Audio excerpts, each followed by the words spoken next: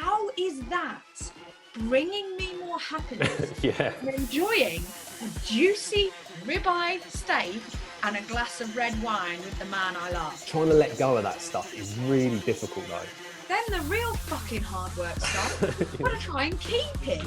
They were complete dick, but they looked amazing. They're not hanging around.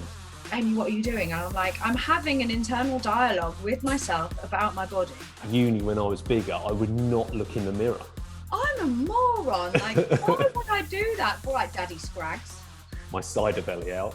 It's not a look I want. I feel fat. Someone's being hit online. I must do some hits. Sometimes I'll catch a glimpse of my toes and they look like E.T.'s fingers have been smashed with a hammer, and it's horrific. That definitely needs to go in the trailer. This podcast contains images of naked Amy and Andy's ET feet. God, it's a bloody nightmare, isn't it? Taking you through some tech support. All this stuff I'm just absolutely clueless at. Zoom, on the other hand. Hang on, I think we should tell the people who actually got you started on Zoom. Look, I can't remember. That was a long time ago. That was months ago now. Months ago, I was like, Andy, we haven't seen each other in a while. Fancy a catch up? Let's jump on Zoom for an hour. And I said, what's this crazy Zoom thing you're talking about? What? I'm sure I've got to be in the majority there though, surely. Yeah, true. Surely most people had never heard of Zoom before. It's been around for a while, I think, as well. Yeah, it's fine. I had to coach you through it. It's totally fine. Do you know what? Like, first of all, starting with Zoom coaching, then some nutrition coaching down the line, potentially. If you can do Zoom, then surely you can do anything. I will put you in touch with my dad, though. Thanks. If he starts struggling again. Then we make a podcast, then we take over the world. Welcome to the Not Another Fitness podcast. Let's start with you, Amy, this week. What have you been up to? What have you been doing? We're recording this on Thursday the 28th. We are. Information. Hello, everybody. Thank you for listening in again. How's my week been? My week has been good, a little bit calmer. I've onboarded a few new clients, so there's obviously a little bit of a kind of a real intense period when I onboard someone in terms of getting them straight with everything they need. So all the documents they need, obviously I need to produce them, set them up, getting them access, make them aware of what they need to do for the next few weeks. So a couple of my clients have just been set off with a couple of training plans. I had a consult yesterday, which was really interesting one, actually, just a quick half an hour with a friend who was wondering where she was going wrong, and it was quite an interesting experiment to have that chat and then reiterate everything back to her, and her to have that light bulb moment and go, oh, okay, yeah, now you've said that, I can actually see it's all clear all of a sudden. Yeah, and I love doing that actually with people. I love going, right, okay, I'm just going to flip the switch for a minute, and you're now the coach and I'm now the client, and I'm going to repeat back everything you just told me, and you're going to tell me where you think the issues might be here. And it's interesting how when you do that, how people can actually see the problems and see the key areas of concern. So that was fun, and yeah, going really well with another one of my clients who we onboarded her for nutritional programming. So we haven't, for the first 4 weeks, we didn't really do any kind of tracking with her goals, body composition, even though she's a weightlifter, and she just snatched her PB this year for the first time this year, which is incredible. So yeah, going really well. It's been, like I say, a calmer week, but productive. It's impressive, your client hitting that PB during these corona times as well. I don't think there'll be many people hitting PBs in the last few months. No, I mean, thankfully, like, she's got a barbell and she's got the weight she needs at home. I mean, she is like a Northern Irish weightlifter, so her programming coach makes sure that she has everything she needs in order to hit her lifts and do her accessory work until the gym's open again. So I know a lot of people aren't that fortunate, but like we were discussing the other week, we can still maintain a lot of strength in these times. And the fact is, with her nutrition, she just wasn't very educated. So over the last few weeks, we have given her that education, and now she's actually able to see how her nutrition is supporting her weightlifting, Yeah. as opposed to maybe a detriment before. So yeah, It's amazing what you can do when you get them working hand in hand, when you put them together. Yeah, so that was good. What about yourself? How's your week been? Busy this week. So even though we had like Bank Holiday Monday, which was nice to have a day, I say a day off, but I did work in the morning thinking about it now. But just, it's surprising how much you can, even though my like total hours working one-to-one with people is down, even though I can use Zoom, it's less than I'd be doing in the gym. But with program writing, even doing things for the podcast, just like admin stuff, I suppose. Even things like we've been having work done on the house, so there's that stuff to arrange. So it's you think I look at the day and think, oh, there's only like a handful of people booked in, and then I find myself busy all day. Yeah. I mean, whether I'm productive, that's another question. I'm definitely busy though. Training wise is good actually. That's I made a concerted effort this week to do a little bit more resistance work, all body weight stuff, but just a bit more of a plan as opposed to just freewheeling it, which I have been doing. Yeah. And the running fits in quite nicely with that. I think because I'm feeling better with the running, it makes me want to do the supportive work that the resistance training brings. Yeah. Because I know obviously the benefits of both, but like a lot of people, trying to keep on top of diet, resistance training, cardio, mobility, work, all that stuff, it's like, where do you dedicate your energy to?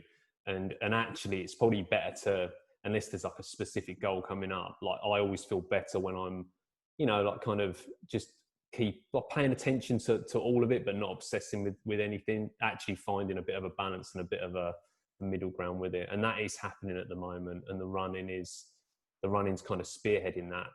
So like ran yesterday, and that's probably the quickest I've gone for months. So that just kind of makes me think, right, we're heading in the right direction.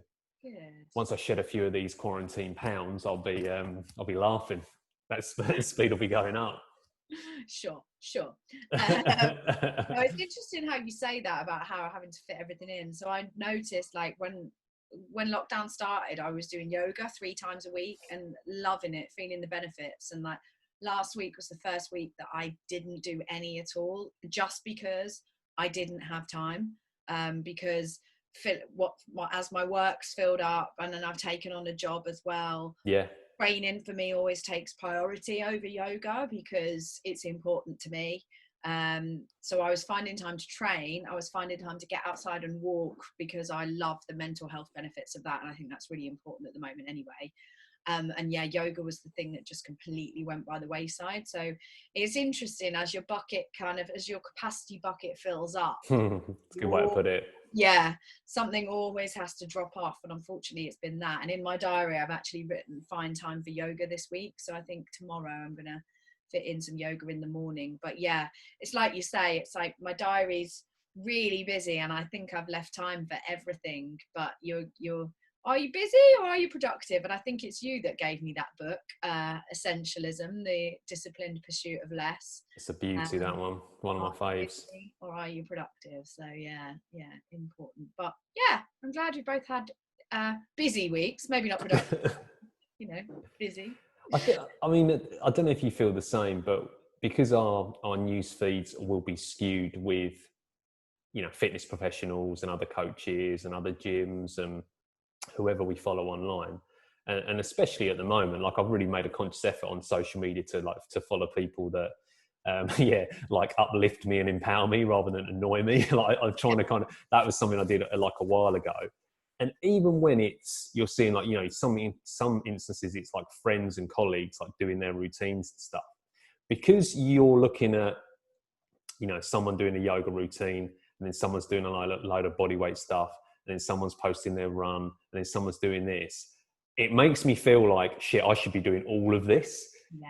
Do you know, because you see everyone, but then everyone's doing their own like kind of individual things. But because you see everything, every time you see something, like if I see someone going through, like I saw Steph today, she posted a really good video of her just doing like a load of mobility stuff, like sat in a chair, but brilliant for like upper body, like neck and back stretches. And I'm like, I should be doing that. You know, the I should little worm that gets in. I should be doing that. I should be doing some of this. I should be doing a bit more running. It's all like one guy from the running club posted these hills. And I'm like, well, I haven't done hill training in a while. I should do some hill training. Do you know what I mean? And you can't, you can't do everything. You can't do everything all the time. You could do a bit of everything, but it has to be, like you said, some kind of plan. Otherwise, you just get very busy and not very productive whatsoever. It's really interesting because I had the same thing. I had like one day a few weeks ago where I was feeling particularly premenstrual, so not in a very good relationship in my head with my body. And I think I'd started in the morning with yoga, then I did a lift off session, and then I was like, I feel fat, someone's doing HIIT online, I must do some HIIT. And then I did like a half an hour HIIT session, and then I went for a run, and I was like, I'm a moron. Like, why would I do that? Because like you say, you've got it blasted in your face so much. And I was like, I know what will make me feel better. Just half an hour of craving. Yeah, because that's exactly what my body needs when I'm in a premenstrual state. Let's just put more stress on it because you feel like crap. Like, if in doubt, add stress. Oh, yeah, but like, no, you're totally right. And like, it's really interesting because obviously we talk about this from a slightly more we have slightly more awareness than say most people, but you know, if you think you don't really have a very good understanding of what maybe your body needs and you're getting blasted by all this stuff, like, I'm not saying that HIIT can't be beneficial, I'm not saying that yoga can't be beneficial. However, if you're trying to do all these things or feel so much pressure to do all these things all the time, then that is not a good place. No, it's like the impossible. It's trying to do the impossible, and you ultimately, like, if you try and do everything, you're probably going to succeed at nothing. Yeah. Or you somehow pull it off, but you hate it because your body's in bits, or you're just absolutely knackered. So neither of those are great. Neither of those are a great place to be in. That's probably a nice way to segue into the topic of the day. Yes. Which, broadly speaking, he says, bringing up his little sheet here, is body acceptance. Yeah. Now, so this is not your topic, but this is a topic you suggested. So I'm going to let you have the first shot of this one and let you roll, because we haven't really discussed what we're going to talk about. We've made a couple of notes, but we're going to kind of go in off the cuff with this one and see where it goes. So, yeah. Amy, if you take us away, please. Thank you.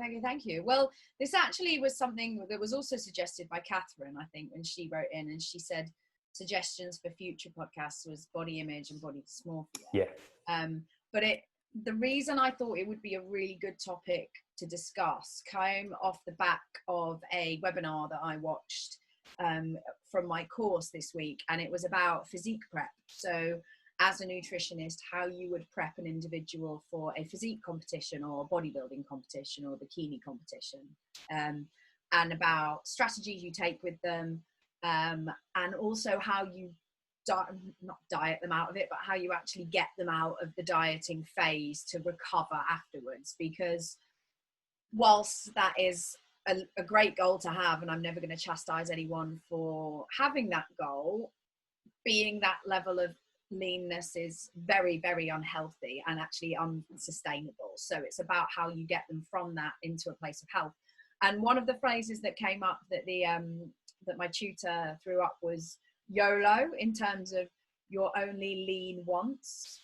And I just thought, oh my God, that is so true. And it is so applicable to everybody. And I started thinking about how we apply this to ourselves as individuals in terms of our acceptance of our own bodies. So what that kind of means is you're only lean once is, say you've gone on a diet phase, you've signed up with someone, or you've done like a 12-week diet phase, or you've even just been a little bit more conscious of your own body weight, or maybe you really resonate or associate yourself with your body in its leanest or slimmest form. And that is the body that you remember, and that is the body that you give the most value to. So whenever you look in the mirror now, in the body you're in, which is just as valuable, if not more valuable, a body than the body you had then, all you see is the body you had then. Because once you're that lean or that slim or in that place where you maybe aspire to be currently, you never see yourself or accept your body for what it is now. And that can be a really, really difficult thing to deal with. And the reason I thought it'd be so important and so interesting to bring it up as a topic on the podcast, because you've got obviously myself as a female who has, you know, was a rather large round child and teenager. I wondered where you were going with that. Yeah. And put on a lot of weight at university, then went on her own fitness journey, got lean, been bigger, got lean, got muscly. And I've been told when I'm lean that I look disgusting. I've been told when I'm muscly I look disgusting. I've been told when I'm plump that I look disgusting. Like, one thing you come to learn as a woman is whichever body shape you're at, you'll never win. But who are you doing it for anyway? But I thought it'd be quite interesting to take my point of view and where I sit with body acceptance, and then also a male perspective, because I think the pressures that are maybe put on men in the fitness world and in, say, the body image world can actually be very different than the pressures that are put on women. So I thought it would be quite interesting to get your opinion as well.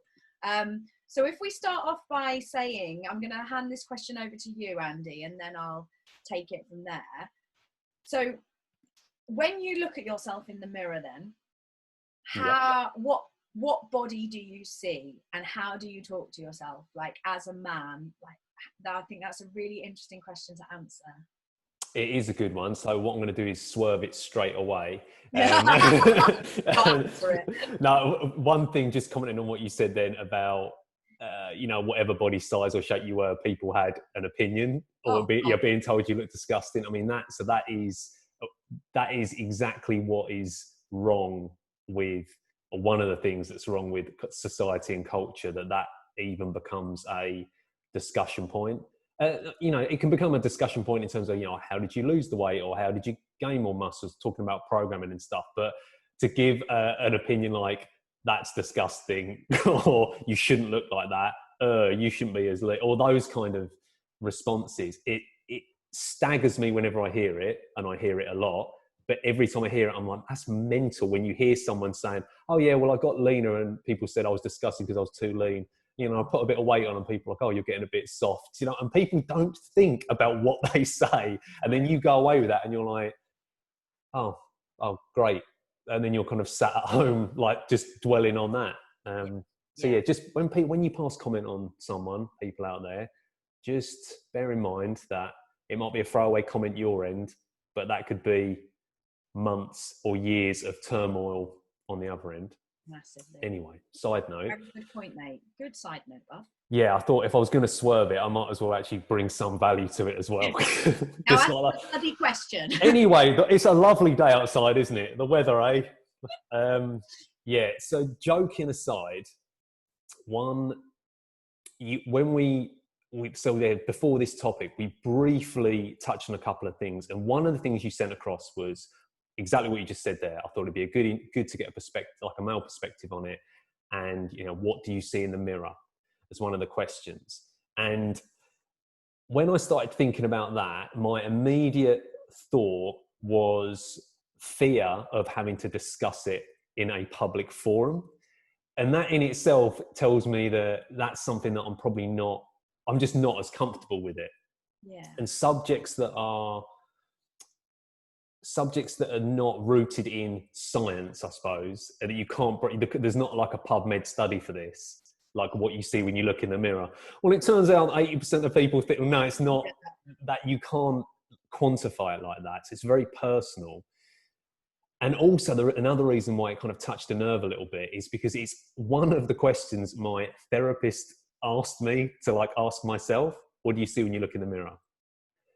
So the answer to it, and when she asked me this, I didn't have an answer.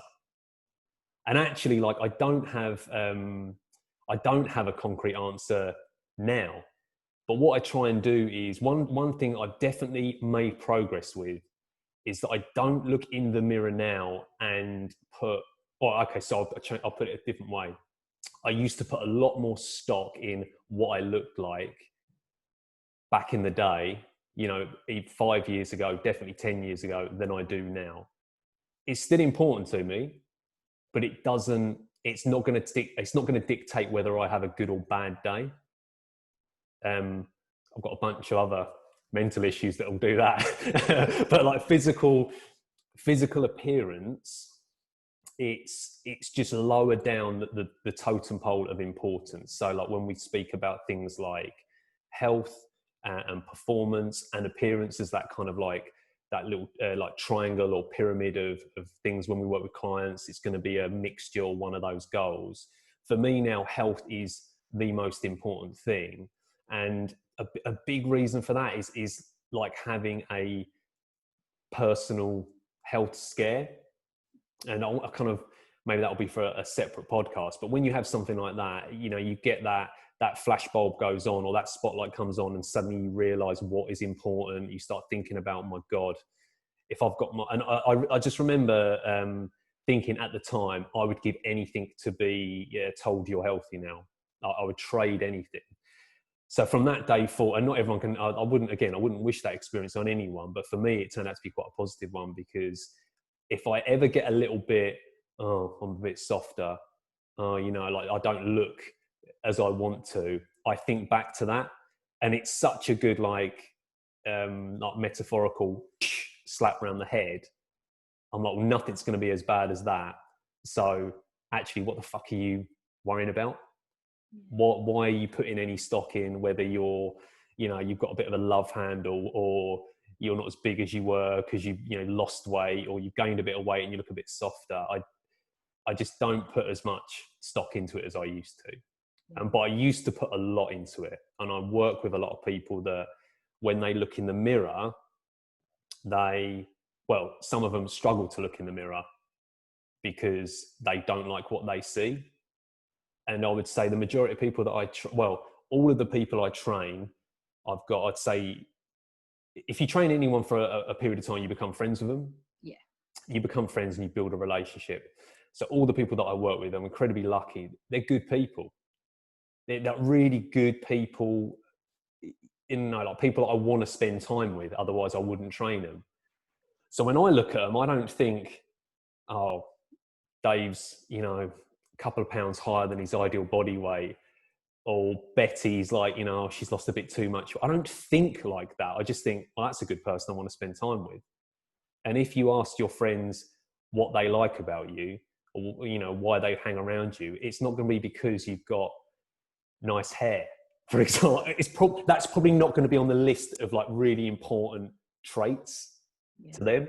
It's going to be because she's a nice person. She makes me laugh. We have good fun. She cares for me.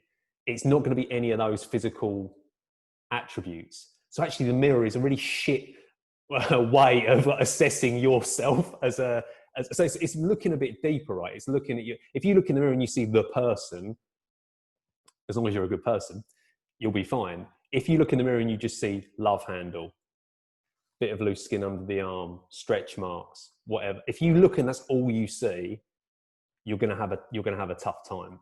Yeah. You're gonna have a tough time with it. But yeah, I've been there with it, and I've been in that position where,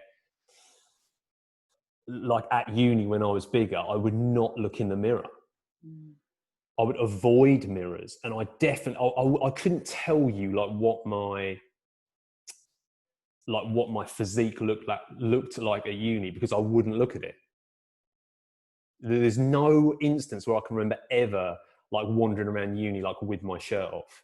If it was like hot, or even in the house, even with like friends, I'd be like t-shirt on before I go out, because it was that bigger. And I didn't at the time. I'm not even thinking about it in these terms.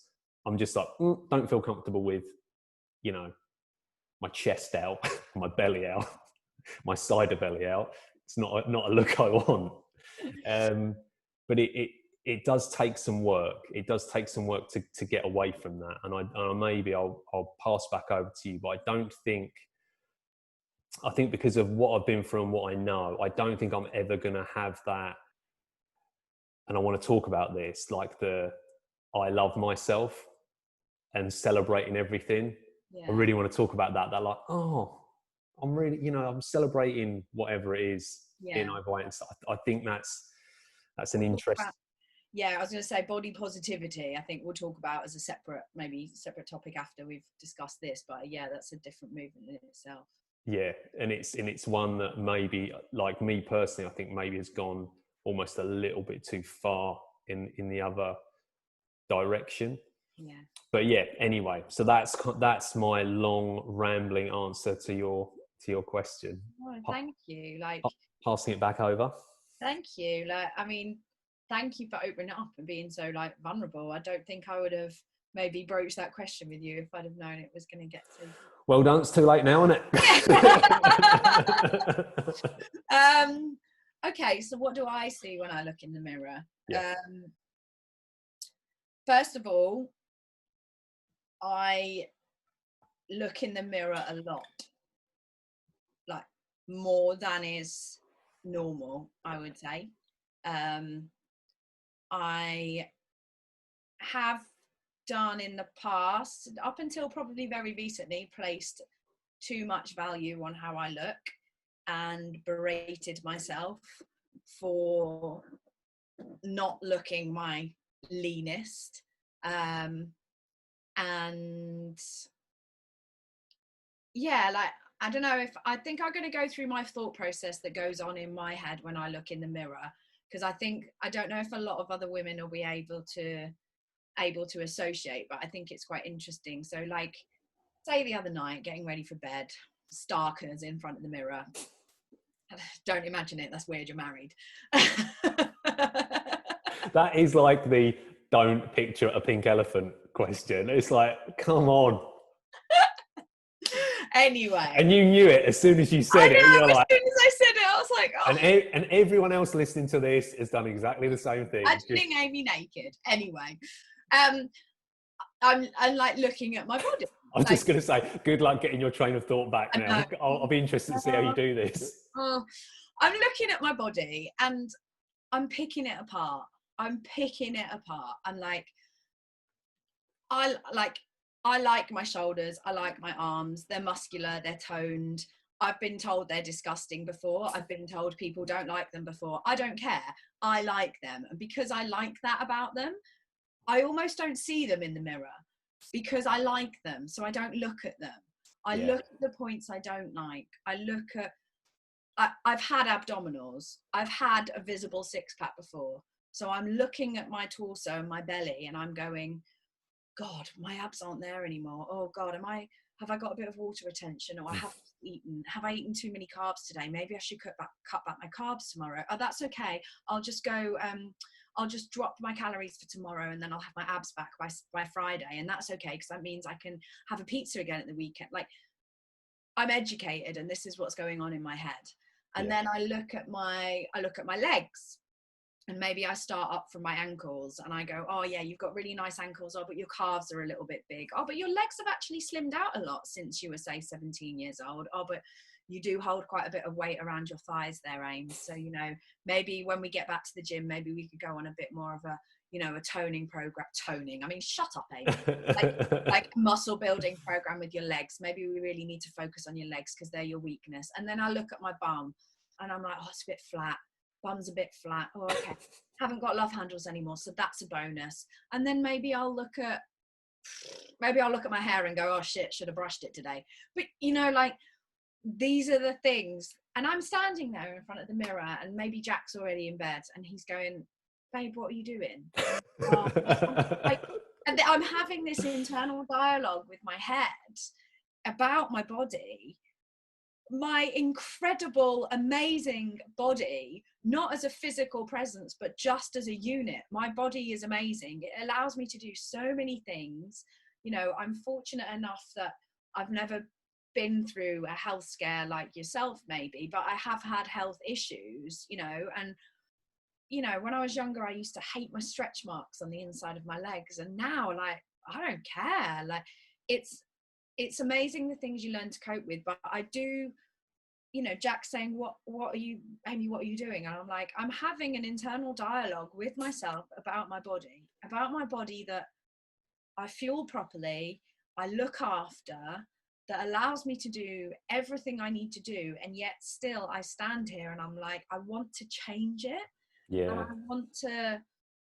I want to do something different to it. Yet because I'm associating myself with that body and that unit that I had when I was at my leanest. And I don't know if I've said this to you before, like, so I got to my leanest and like I had loads of menstrual issues as well, lost my period for quite, like, I think 2 months was the longest. It's really been a regular coming back as well.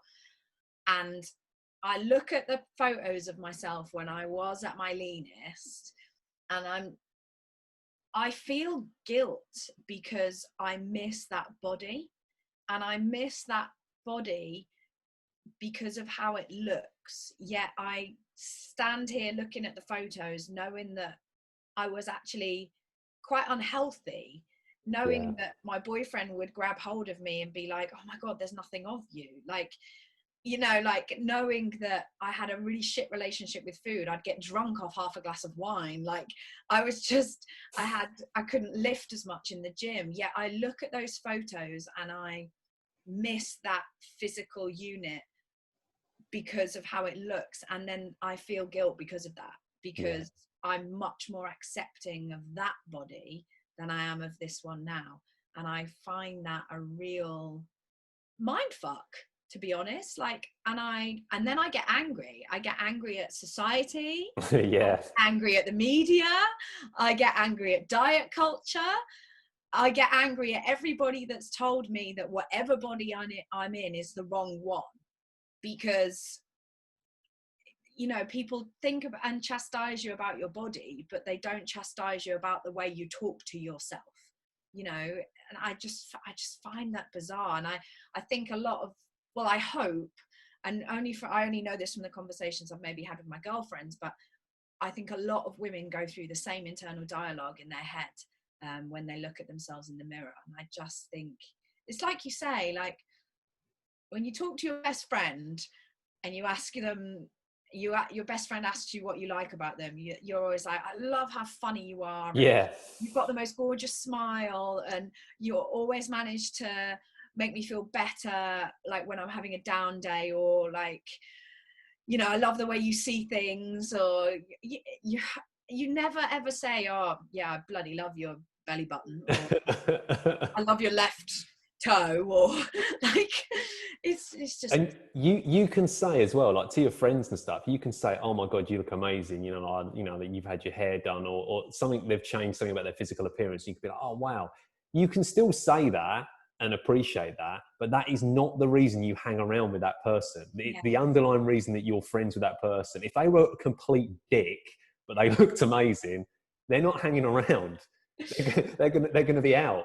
But that, I think that I feel like we're going to be more susceptible to the body image ideals, because I think if you're in the industry, you know what you have a different standard, because you're even being a regular gym goer, you suddenly see physiques that are, you know, bigger, leaner, stronger, people who are fitter. So you're with already with a percentage of the population that's like way above average in those types of endeavors. So immediately, like if you have any of that kind of comparison going on, that's a mind fuck. That's really hard going.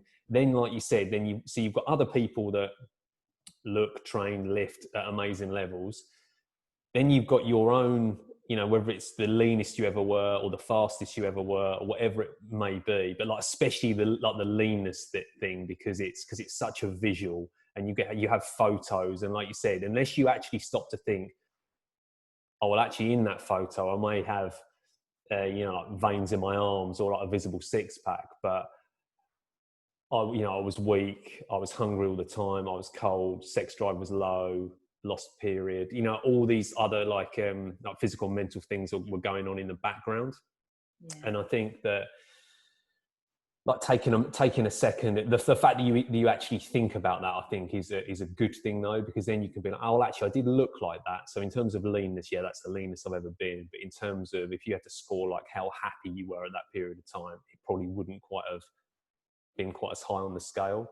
So trying to have both things at the same time is kind of is almost impossible. I think when we talk about like how we feel, it depends how you interpret that, because when you ask someone how they feel, especially, and again, I'm being really general here, but I can only talk from my experience. So, you know, if this is completely off the mark, then please let me know. Like, especially as well, anyone that's listening to this, please let me know. But when you ask, especially when you ask like maybe a woman how they feel in themselves, they might say, oh, my clothes are a bit tight at the moment. You know, it's very much kind of like, when you, very few, I would say it's a small handful of women that I know that are able to sit and actually think about how they feel internally as a person within themselves, rather than associating how they feel with an external image. So for example, how they look in their clothes or what they weigh on the scales. Yeah. They will actually give more value to that in terms of how that influences how they feel, rather than sitting there and thinking, how do I actually feel? And this is a bit of an exercise that I do like to do with my clients in terms of like a self-scan and like assessing your hunger levels, for example, like actually sitting there to think about yourself as a unit. How are you feeling? Like, you could be at your, maybe say, I'm going to say heaviest in air quotes in terms of the amount of mass you weigh with regards to the pull of gravity. So, you know, you could be at your heaviest, but you could feel you're amazing because you're still fueling yourself properly with healthy foods. Your clothes look great on you. Like, you know, people actually associate a feeling of, you know, body image with a numerical value, or with how a clothes shop tells you your clothes should fit you, based on a pattern that has been cut out by somebody and just expanded, whether you're bigger or smaller. Do you know, when you actually sit here and think about that, it's ridiculous. It's crazy. I mean, it's the same. So like, I can't remember, this isn't my idea, but it was when I heard it, I was like, that's perfect. And it's, if you went into the shop and all the dresses and the jeans, whatever, didn't have numbers on them, it was just, you kind of looked at them, tried them on, oh, this fits me. So there was no comparison. Oh, I'm a size 6. Oh, I'm a size 10. Oh, I'm a size 16. You know, I want to get back to a 12. What is that? Yeah. And the same with the scale number. It's a similar thing. You don't go around with like your scale weight written on your forehead. So you're the only one that knows that, and it just doesn't. It's got no relevance to anything in terms of like you as a person. Yeah. It has no bearing on it.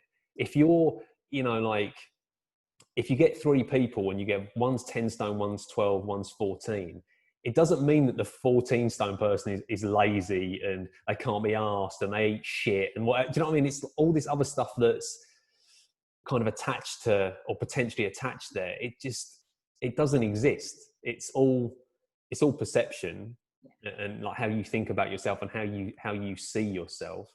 Trying to let go of that stuff is really difficult though, because it's so embedded in, you know, when you're a kid, what you see growing up, when you start training in the gym, what your workplace is like, you know, people commenting on, you know, your shape or your physique or how you look. It's constant. Yeah. And you have to spend time yourself. Like, if you want to get over this and like move forward, it does take that, you know, sitting by yourself, quiet, and reflecting on it, and actually trying to think about it in a rational way, which is incredibly hard to do. And it's really difficult to be impartial when you're looking and thinking about yourself, because you're biased.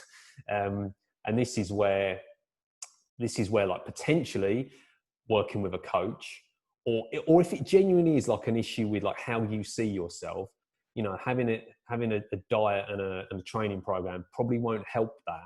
it will take you one way or the other, but the underlying issue is still there. So that's when you should consider speaking to either someone who's completely impartial, or ideally a professional, like whether it's a therapist or a counsellor or someone in that field, that can actually sit down with you and be like, right, you know, like the question I was asked, what do you see when you look in the mirror?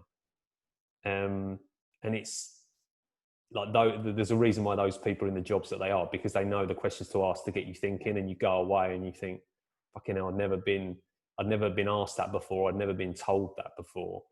And it's one of the reasons why, like, when you put this as when I saw like body acceptance as, you know, this episode, like I said, the initial feeling was one of like a little bit of fear and anxiety, thinking, I don't know this subject as well as, you know, the nuts and bolts of nutrition and training. And it's not something that you can try and provide structure to it, but it's so personal. Like, I can tell you, like I said, what I feel and how I think about it. Working with clients, everyone has a different experience. I would say the clients that people would look at and think they're in incredible shape and, you know, like lean or whatever, they are the ones that are the hardest on themselves. Yeah, I agree. But like, you know, you're sat there and you're saying, oh, you know, I feel uncomfortable because I have the least experience. You have a body and you've struggled with accepting it. I think that makes you pretty experienced. Yeah. No, I suppose that's akin to saying I've eaten food all my life, so I know what I'm talking about in terms of diet. Exactly. And I think it's really important to remember as well, like something I wrote down in the notes is it works both ways. So like, we're saying it's hard when you've been lean and you only associate yourself with that person. And I had a conversation with a client a few weeks ago, and they were saying how they associate themselves with the body they were when they were 16. Yeah. Or twice that age now. You're not that person anymore. You know, you're glad, you're happily moved on in terms of life experience and what your life has taught you, but your body's moved on as well. But then also it works the other way. So if you've been larger and you've dieted down to, say, a point where you are now at a place of health and you're in a smaller, leaner body, you can't not see the body you had before in terms of it was larger. And you might actually struggle with not accepting your smaller body, but accepting that that is the person you are now, as opposed to the feelings and the you know, the emotions that were attached to being in that larger body. So it does work both ways. Yeah, and you learn as well as you go along. Like, I think the kind of, I suppose, like the counter or the argument to that would to you know, when you see someone like the classic before and after pictures, like, so let's use Adele because it's kind of fresh in the mind. Instinctively you would say, well, she's the same person, you know, like she's the same person as she was at, you know, 18 stone versus 10 stone or whatever. And that's true to an extent, but actually when you go through something that transformative, you will probably see aspects of the world differently, even if it's literally just constricted to the realms of nutrition. You might look at things differently now. So you have kind of changed perspective. And you know, you'll have like kind of, you know, you have like experiences, whether it's dieting down lean or a conversation with a client or something we might have discussed, and you'll have something that sits with you and you just think about, and you can see how you've maybe changed from, you know, last year or a few years ago. When I was working at a leisure centre, I was probably early 30s then, maybe just turned 30. What? And I would 25? I know, it's scary, isn't it? Friends anymore. Even that was like 8 years ago now. That seems mad. But I would always consider myself like one of the, you know, so I'd hang around with the lifeguards who are like 16, 17, 18, like early 20s, oldest. And I'd be like, I'm kind of one of them, versus like the management. I was still like one of the younger ones, old man, 30-year-old. And I was talking to one of the young lads, and he was talking about getting leaner. And I'd kind of, you know, been a little bit older. I was like, I indulged him a little bit. We were just chatting in the cafe, and he was like, I want to be lean, I want to get a six pack going away, all that stuff. And he's like, all will be good when I get down there. And I was like, nah, I was like, it won't be. I was like, you think it will be life changing? I said, to have a six pack and stuff. I was like, just to give you a bit of a heads up, it won't be. Like, you can still do it, but just you know, you'll look leaner. That will kind of be about it. And he was like, No. Everything's going to change. I'll be so much like, and we kind of went back and forth with it. And it's one time where I suddenly thought, oh, I don't, oh, and I was like, shit. I was like, I really used to be that guy. Like, I genuinely thought that, like, when I finished uni and I was like bigger, and I was like, got to get smaller, got to get leaner.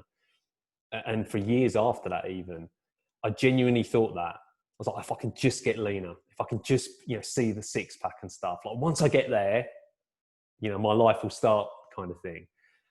And you get to a point, and I kind of like went away and even reflecting on it now, and I remember thinking, oh, I don't think that way anymore. Like, I might not be fully where I am now, but I'd just taken that mental leap of, well, look, I'd love to have a six pack and stuff, but I know for a fact it doesn't bring all the things that I used to think it did.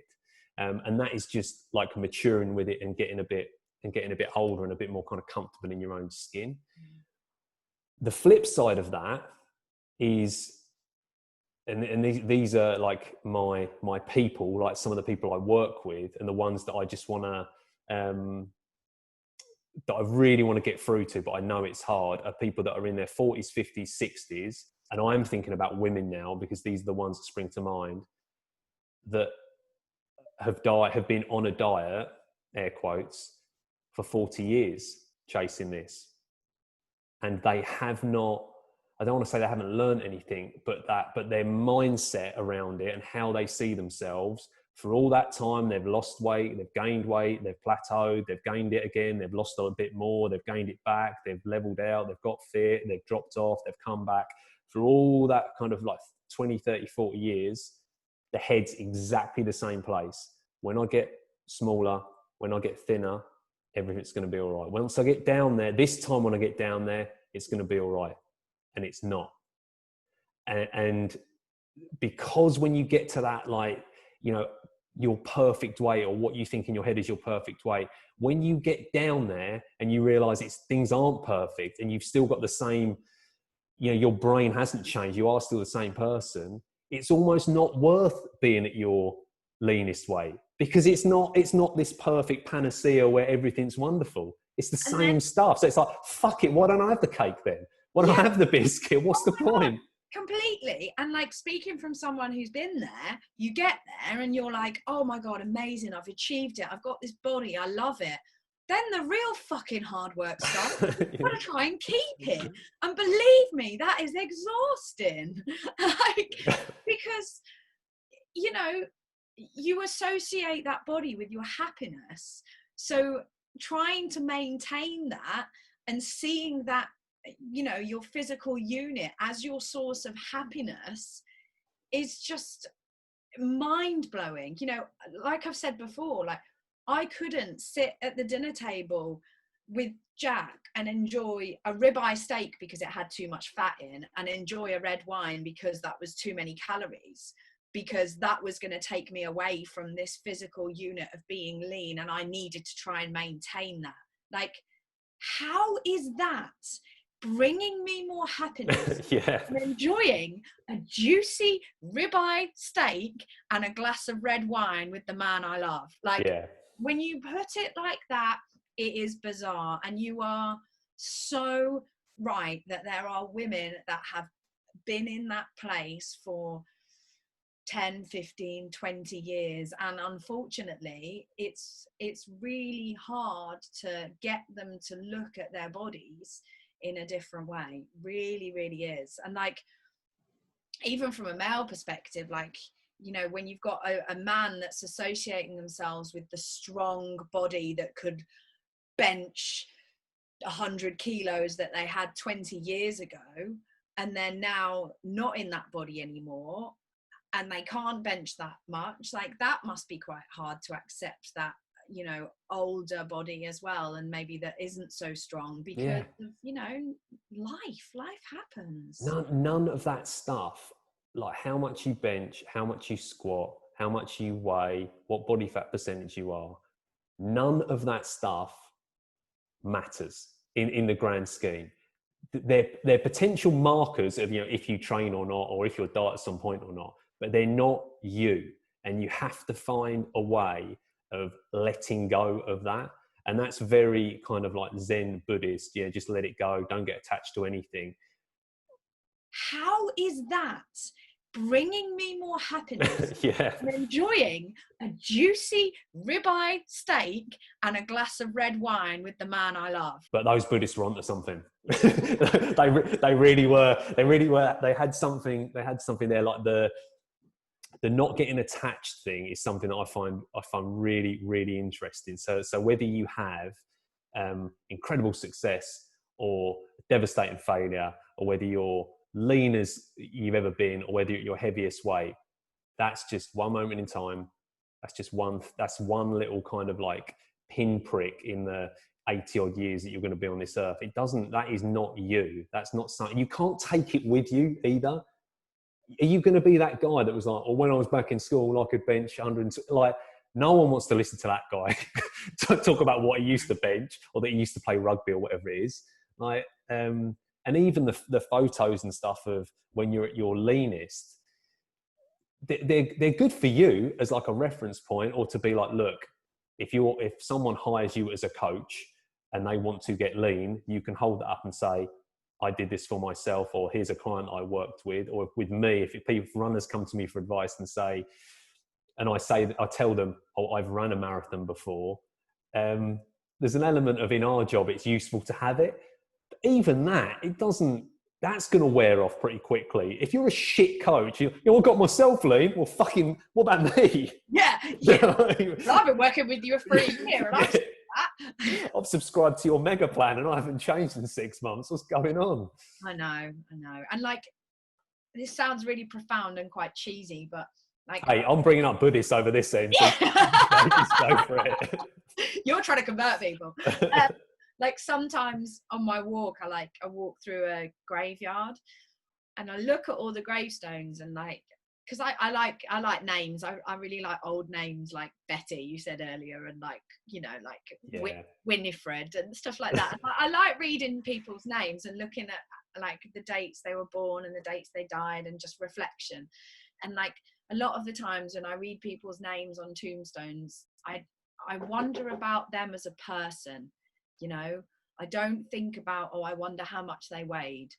Yeah, can you imagine if you did? Yeah. Oh, I bet they're pretty lean now. Do you know what I mean? Like, I think, I wonder what they brought to the world. I wonder if they were happy. I wonder what they looked like. I wonder what their family was like. I wonder what they did for a job. That's what I think. And I just think, like, who gives a shit? I mean, there's a larger topic about death in general, and how, like, we're, as a society, we're pretty rubbish with kind of thinking about it and talking about it. It's not something we really want to think about. But there's an amazing book, and it's a palliative care nurse, a lot of work, working with people that have got months or weeks to live, and it's basically like a series of notes about like what people's kind of dying wishes were, and what they held dear, and what they regretted, and what, basically like exactly what they're kind of talking about their life. None of them wish they were leaner. that didn't, funnily enough, that didn't feature on the top 10 like wishes of the dead. It was things like wishing wishing I was able to not care what other people thought, not being so fearful to like pursue a goal or a dream, having better relationships with like friends and family. It's a lot of kind of social stuff, and about other people, and how you live as a person. So like pursuing it might sound a bit cheesy, but like pursuing your dreams and chasing your goals is going to involve a lot of courage. It's going to involve risk. It's going to involve putting yourself in uncomfortable positions, but having character to deal with that. So these aren't like, how much do you bench, how much do you squat? These are, you as a human, like, what do you value, and what impact have you left on the world? And those are the things that come in full circle when you look in the mirror. I'm happy enough. Like, if I saw a dishonest person looking back at me, that would really, really bother me. Like, and we've all done that, where we've been like, not telling massive lies, but maybe you're like, fucking, I could have put that different, or I wish I'd have handled that situation differently. Sometimes I look in the mirror, or even like when I'm reflecting, and I think I could have handled that better. So it's more about my actions, whether I'm 12% body fat or 15. In the grand scheme of the world, it's just, that doesn't affect anyone. That does not have any impact on anyone else. Whereas if I'm a complete arsehole to someone, that could have ruined their day. And just like if I've actually taken time to speak to someone and help them or given something positive out, then I feel good about that. And I'm like, I look in the mirror and I'm like, you've done something good today. Like, yeah, that's what I try and do now when I look in the mirror. And it doesn't always work. And sometimes I still look at like, you know, the love handle or the receding hairline, or sometimes I'll catch a glimpse of my toes and they look like ET's fingers have been smashed with a hammer, and it's horrific. But sometimes I think, yeah, but you're a nice guy, so don't worry about that stuff. It's going to be all right. Oh, I've got this really gross image of your feet now. And let's wrap up the podcast there. Thanks, guys. If you'd like to picture Amy naked or more horrific feet, please go ahead. If we've left you with nothing else, that's the one. That definitely needs to go in the trailer. This podcast contains images of naked Amy and Andy's ET feet. One of them's going to get views. The other one's going to get struck off and struck off of YouTube. No, I think that's a really nice note to end it on, because what, the feet? Yeah, you're looking in the mirror. Sorry. Oh yeah. Sorry. No, because like, you know, people might be listening to this going, oh, well, it's all right for you two. You've been through your journey. You can now accept your bodies because you've been at that place where, you know, you've come through that. And some people might be listening to this going, oh, that's well and good, but I can't do that. It's a process. We're not there. We're not there. Like, that is the whole point of this podcast, to say that, like, we're not there. We still struggle with this every day. Yes, we have, you know, educated ourselves and practiced the ability to be able to step back and go, okay, I'm not what I look like in the mirror. I am the person on the inside, and I have been a good person today, and I'm okay with that. And like, it is a process. And like you say, like, for some people, they can do that themselves. And for some people, it does go a little bit deeper. And I think we've both benefited from going to get professional help at times when we've needed it. And it's, I think, yeah, just being kind to yourself. It's very easy to say, but practicing that is something very different. So I'd like to thank you, my friend, for opening up and being vulnerable. It was very much appreciated by me, and I'm sure the listeners will appreciate it as well. It was a genuine pleasure. And a lot of this stuff is quite, I've thought it a few times, even when I'm saying the words, but it sounds quite cheesy, right? A lot of this, like, you know, be kind to yourself, body positivity. It's very fluffy. And I don't know if like maybe women will be better at talking about this kind of stuff with their friends. I mean, guys don't talk about this stuff. Yeah, no. It's just no one's down the pub. I see the game last night. Yeah, I want to talk about my feelings for you. It's like, fucking Andy's off again. Shit, look at his toes. This guy's got issues. But no, anyway, bringing it around, that feels like a good place to end it. But on a serious note, yeah, it's good to. I really enjoyed that. That's probably my favourite conversation that we've had on here, I would say. I really enjoyed it too, and I think it's like, I hope people find value in it at some point, from two people that, you know, don't sit on their fitness pedestal and are certainly going the same thing. Right, mate, it's been a pleasure. If you have any questions about the episode today, or if this has sparked off anything you want to discuss, please stick it in the comments box below. I think we'll wrap it up there. Enjoy the rest of your day. Take it easy, Amy. Thank you. Take it easy, Andy. Be kind to yourself. I'll do my best. You too. And we'll see you soon. See you in the next episode. Bye. Bye-bye.